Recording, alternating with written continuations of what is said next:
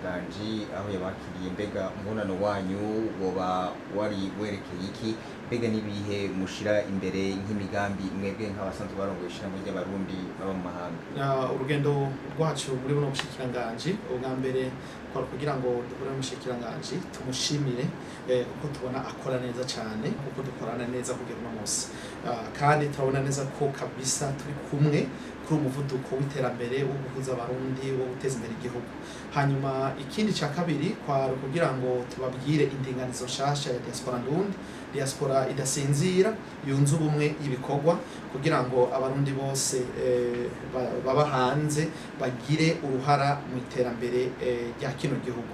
Ikindi twagarutse ko kwari kugira ngo tubahe raporo ibikorwa tumaze kurangura n'ivyo n'ingendo twagize mu bihugu bitandukanye.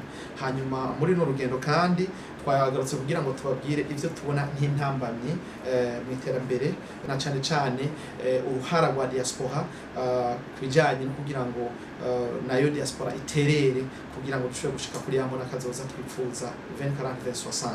Hanyuma ikindi naco twaje kubaza umushikiranganji kugira ngo tumubaze ico adushaka ko nka diaspora baduhe message muri uwo mushikiranganji ni hehe bagomba ko diaspora dushire ingufu cyane niki babona ko twofasha kugira ngo ibintu bigende neza.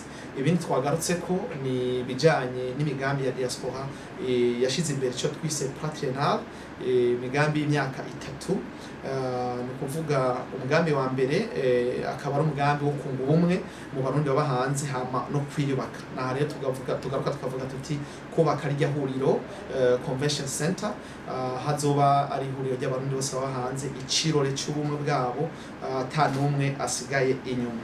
Hanyuma ikindi muri iyo plan y'imyaka 3 tuvuga yuko duhejeje kwiyubaka tukagira ubumwe tukiyubaka, tuzoca tugira rero twataka cyane igisata cy'uburimyi n'ubworozi mu gihugu kugira ngo diaspora iterere cyane iboneka kuko uburyo tuzoba tufise icyo gihe tuzoba twamaze kubumwe tukaba twiyubatse. Ikindi tuzoca dukora umwaka ugira 3 mu gushira ingufu cyane mu gisata cy'umuyaga nkuba, amazi n'amasoko ntangagufu.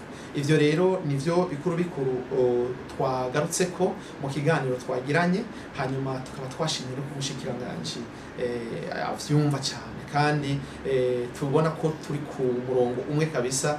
Yadushimiye mu byo turiko turakora, yaduteye intege kandi yagarutse aratubwira ati mukomeze rero message nobaha ni nyene mwihaye ubwa mbere mugerageze kuri côté sociale muhuze abarundi bose, mugerageze kubanywanisha atanumwe avuyemo.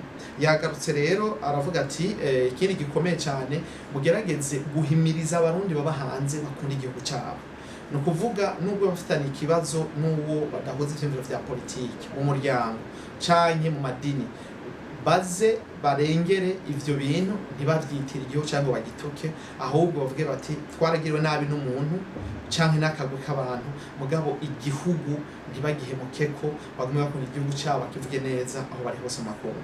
Hanyuma ikindi yadusavye umushikiranganje nuko twoshira ingufu cyane mu guhimiriza abarundi bifise kuza gukora imigambi muri kino gihugu cyabo, hanyuma tugahimiriza n'abandi banyamahanga kuza gukorera ngaha.